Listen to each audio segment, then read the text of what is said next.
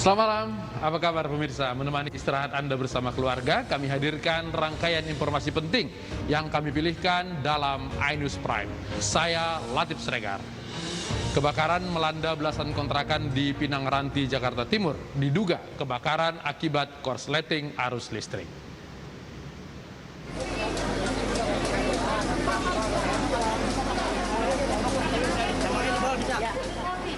Api dengan cepat membakar hangus 15 rumah kontrakan di Jalan Nirbaya, Pinang Ranti, Jakarta Timur. Warga yang panik berusaha memadamkan api dengan alat seadanya. Kondisi rumah kontrakan yang padat sempat menyulitkan petugas pemadam kebakaran untuk memadamkan api.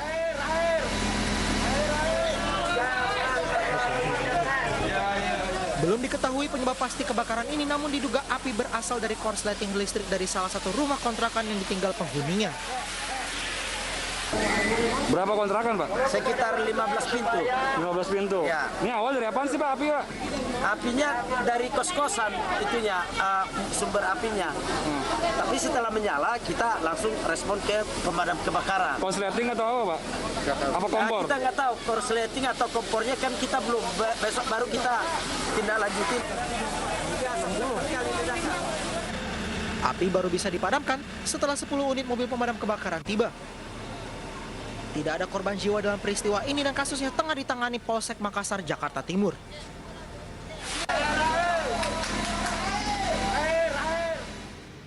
Seorang warga di Klaten, Jawa Tengah meninggal di dalam mobil akibat tidak bisa dirawat di rumah sakit yang sedang penuh. Setelah dilakukan pemeriksaan tes antigen, hasilnya positif COVID-19.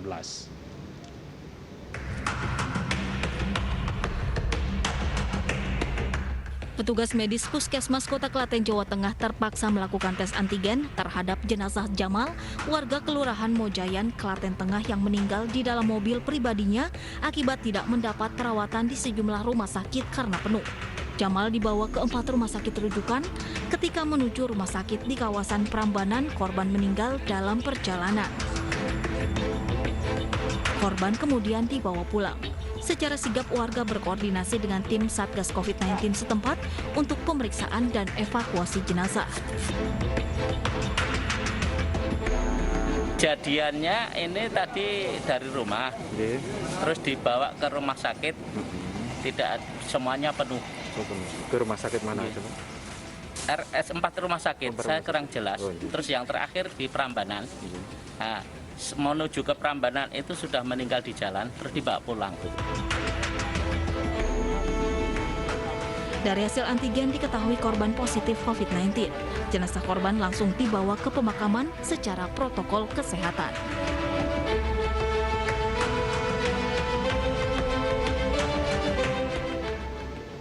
Enam warga negara asing di Bali terancam dideportasi karena melanggar PPKM darurat. Informasi tersebut menjadi satu dari 5 berita pilihan hari ini.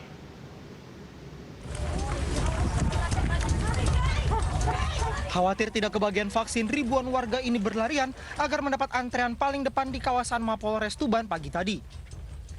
Tingginya antusiasme vaksinasi membuat antrean terjadi hingga ke pinggir jalan Dr. Wahidin Sudirohusodo di depan Mapolres Tuban. Untuk hari ini, Mapolres Tuban menyediakan 1.500 dosis vaksin COVID-19. Bagi yang sudah mendaftar dan mendapat nomor antrian, bisa masuk ke lokasi vaksinasi.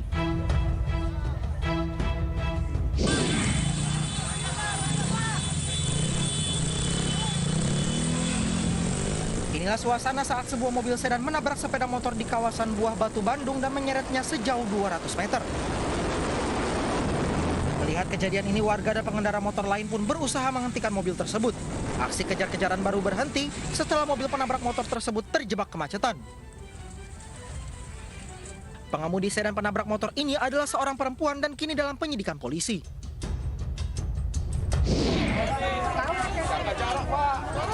Puluhan emak-emak warga Jalan Perwira, Kecamatan Medan Timur, Sumatera Utara ini berunjuk rasa menuntut sertifikat tanah. Dalam aksinya, emak-emak ini meminta agar Presiden Jokowi memberantas mafia tanah yang diduga menguasai lahan di Deli Serdang, Sumatera Utara. Unjuk rasa dengan long march sepanjang 5 km ini pun mengakibatkan kemacetan panjang.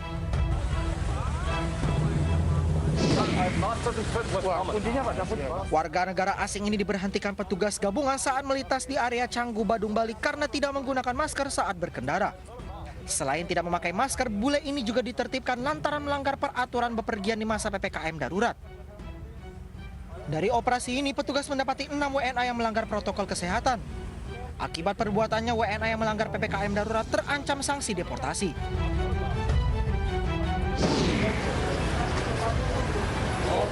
Kelangkaan oksigen kini melanda Yogyakarta. Sejak pagi tadi, puluhan orang rela antre memadati pengisian oksigen di Jalan Kolonel Sugiono, Yogyakarta.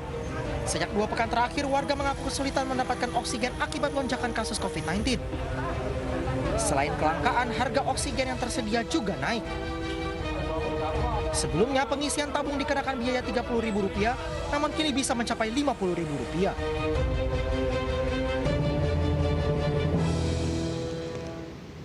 Razia PPKM darurat di Medan, Sumatera Utara nyaris ricuh. Penjual nasi goreng dan pedagang makanan lainnya keberatan dengan penerapan jam malam.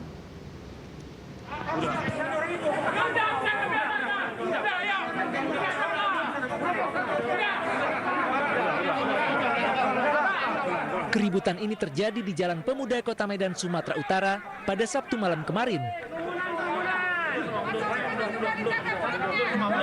Penjual nasi goreng dan pedagang lainnya di kawasan ini nyaris bentrok saat dirazia petugas. Razia digelar dalam rangka penerapan PPKM di Kota Medan.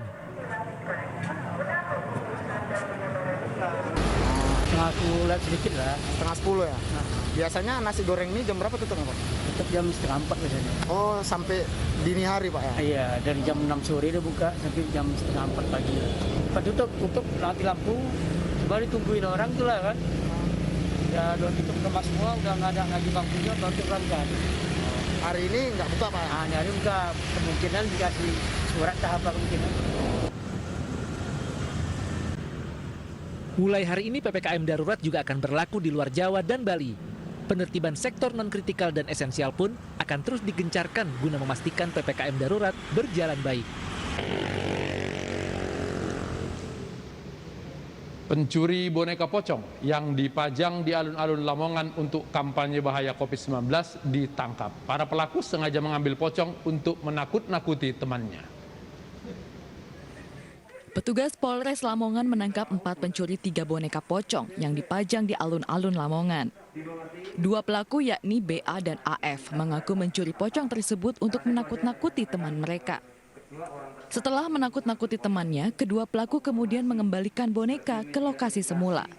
Namun ternyata ada 2 pelaku lain yang masih di bawah umur yang mencuri boneka pocong tersebut sebelum kemudian disembunyikan.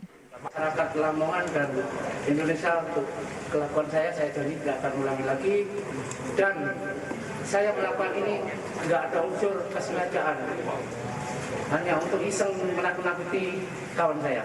BA, MA, kemudian ACF dan FK. Yang 2 ini. Namun saat ini kita lakukan pemeriksaan terpisah karena 2 orang masih berada di bawah umur. Untuk tersangka ini selanjutnya gimana dan sanksinya? Sementara masih kita lakukan pemeriksaan. Para pelaku kini masih menjalani pemeriksaan, sementara polisi telah mengamankan sejumlah barang bukti, yakni 1 boneka pocong dan 1 unit sepeda motor. Sedangkan 2 boneka pocong lainnya masih dicari. Aksi para pelaku terekam kamera lalu lintas di MC Satuan Lalu Lintas Polres Lamongan dan kemudian viral. Menggunakan sepeda motor, para pelaku membawa kabur boneka pocong di alun-alun yang sebelumnya dipajang untuk sosialisasi PPKM darurat dan COVID-19. Untuk mengetahui kelanjutan pencurian pocong di Lamongan ini, kita berbincang dengan Kapolres Lamongan AKBP Miko Indrayana. Pak Miko, selamat malam. Assalamualaikum, selamat malam Mas. Waalaikumsalam. Pak Miko, kalau tadi kita lihat di berita sebelumnya, pelakunya ini sudah berusia paruh baya ya?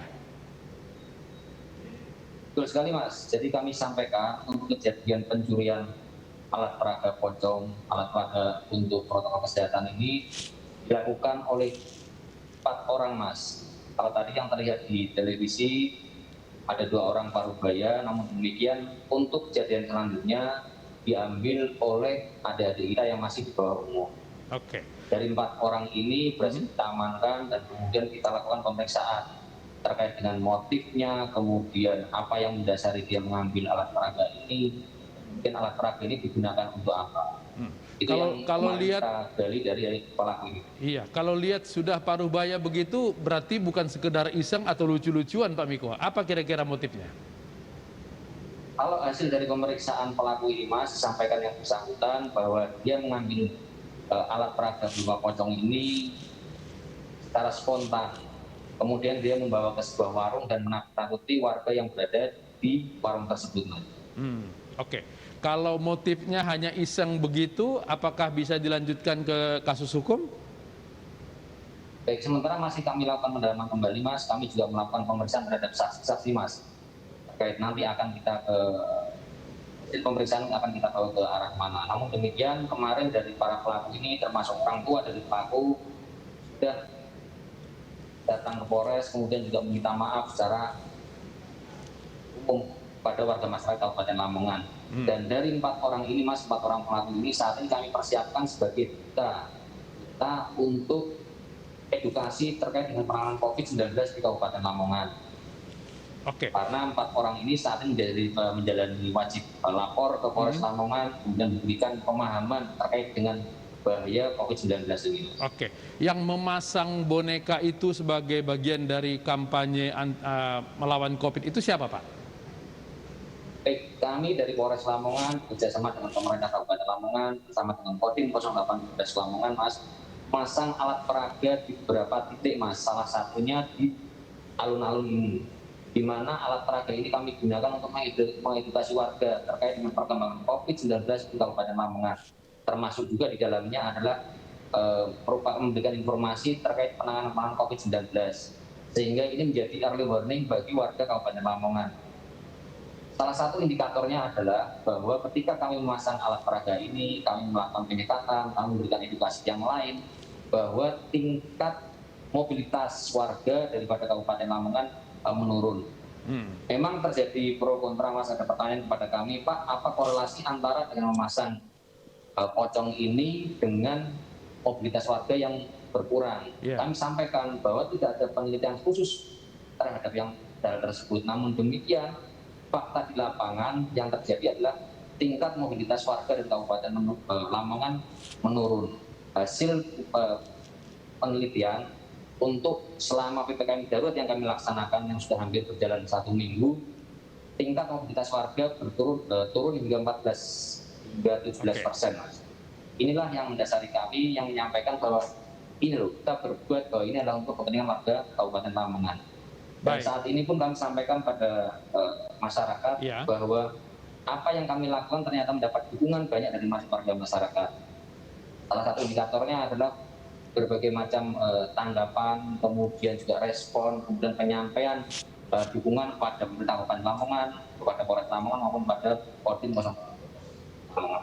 Oke, baik. Pak Miko, terima kasih sudah berbagi di iNews Prime. Selamat malam, Pak. Selamat malam, Mas. Pemakaman Bupati Bekasi Eka Supriyatmaja dihadiri kerabat dan pejabat lingkungan Kabupaten Bekasi. Almarhum meninggal karena terpapar COVID dan sempat kesulitan mendapatkan rumah sakit.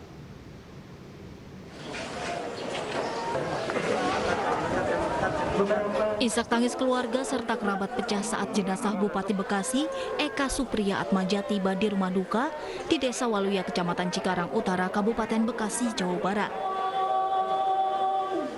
Seluruh keluarga dan kerabat serta pejabat di lingkungan pemerintahan Kabupaten Bekasi menyaksikan proses pemakaman di kediaman Bupati. Sebelum dimakamkan, jenazah terlebih dahulu disolatkan. Proses pemakaman dengan menerapkan protokol kesehatan. Bupati Bekasi sebelumnya menjalani perawatan di ICU RS Siloam Kelapa II Tangerang selama 1 pekan. Pertimbangannya apa Bu kalau dimakamin ini Bu? Sertifikat terakhir bagaimana? Maksudnya negatif? Belum ada. Tapi waktu kemarin PCR itu CT value-nya udah tinggi, udah 34, 35, udah CT value udah bukan dalam kondisi yang hipertensi dengan jantung. Ada hipertensi dan jantung.